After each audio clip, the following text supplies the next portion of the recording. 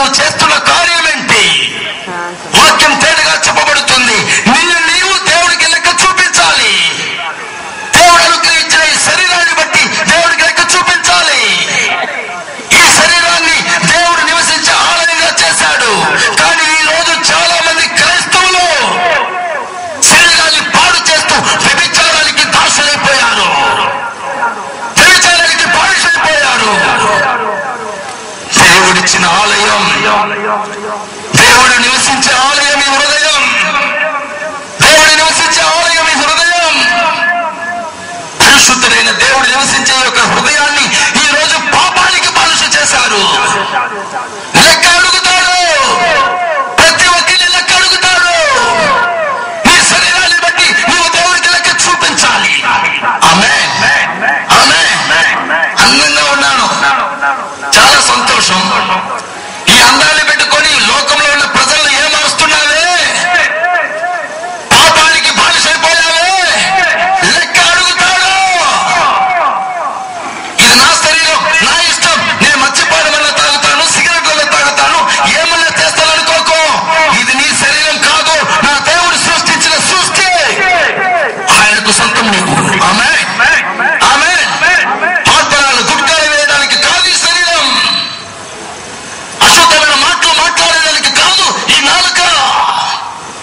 అందుకే లేఖన భాగంలో తేటగా వ్రాయబడి ఉంది. మత్తయి గారు 12:36 మనుషులు మాట్లాడు ప్రతి మాటను దేవుడికి లెక్క చూపించాలి. ఆమేన్, హల్లెలూయా. పరలోక రాజ్యంలో ప్రతి మాట కూడా లెక్క అడుగుతాడు. దేవుని సేవకుల గురించి ఏ విధంగా మాట్లాడొచ్చని భయంకరమైన ధైర్యంతో మాట్లాడేస్తూ ఉన్నారు. భయం లేని స్థితి ఈరోజు ఏర్పడింది.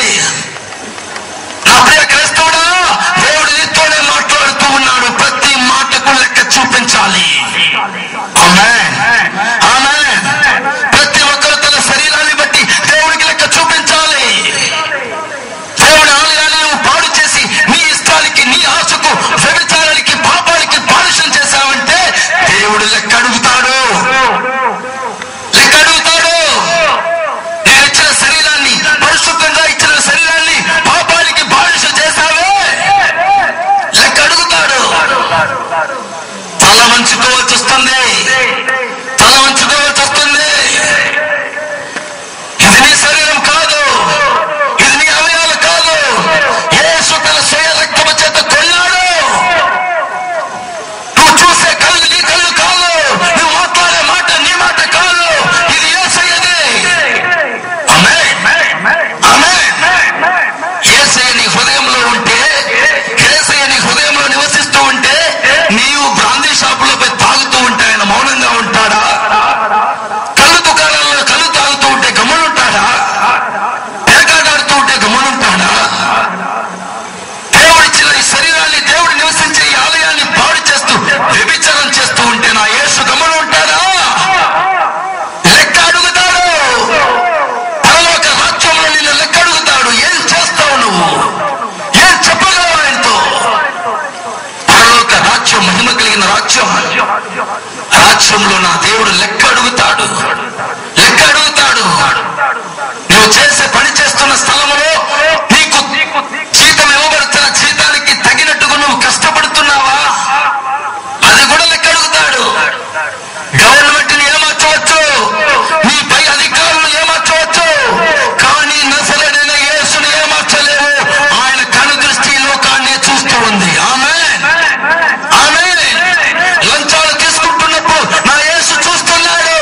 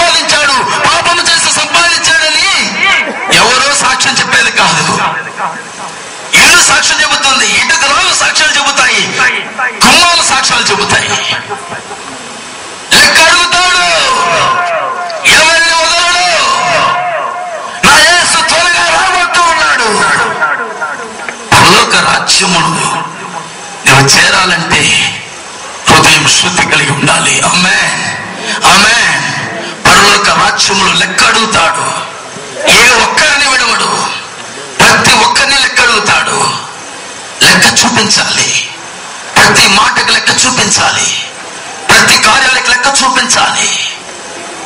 భయం. క్రైస్తవ జీవితం అంటే ఒక భయభక్తితో జీవించాలి.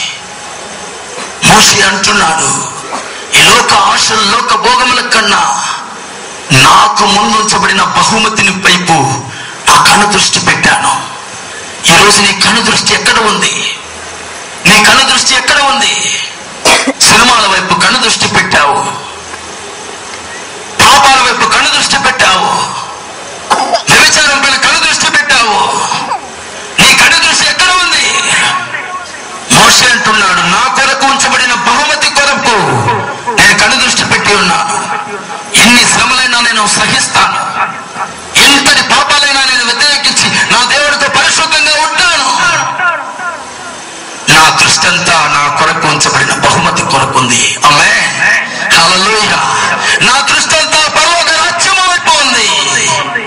ఎప్పుడు నా రాజు వస్తాడా, ఎప్పుడు ఆ రాజ్యానికి నేను చేర్చుకోబోతానా అన్న నా కను దృష్టి అక్కడ ఉంది. ఆమేన్. ఈరోజు మనుషుల యొక్క కను దృష్టి 4 వైపులు తిరుగుతుంది. ఏ విధంగా అడ్డదారులు సంపాదించాలి, ఏ విధంగా ఎవరిని మోసం చేయాలి, ఎవరిని ఏ విధంగా కొల్లగట్టాలి, ఎవరు ఏ విధంగా ఏమర్చబడతారు. మనుష్య కను దృష్టి ఈరోజు పాప వైపు తిరుగుతూ ఉంది. నా క్రైస్తవుడా, ఈ రోజు నా దేవుడు ఇన్ని అడుగుతున్నాడు, నీ కను దృష్టి ఎక్కడ ఉంది? ఎక్కడ ఉంది? పౌలు అంటున్నాడు, వెనక ఉన్న వాటిని మరిచి ముందు ఉన్న వాటి కొరకు నేను వేగిరపడుచు ఉన్నాను. నా కొరకు ఉంచబడిన జీవ కిరీటం కొరకు నేను పరిగెడుతూ ఉన్నాను. వెనకున్న వాటిని నాకు వద్దు, లోకం నాకు వద్దు, లోక ఆశలు నాకు వద్దు, పాప ఆశలు నాకు వద్దు. నాకు కావాల్సింది యేసు మాత్రమే. చేతులు కొట్టి దేవుని మహిమపరుస్తామా?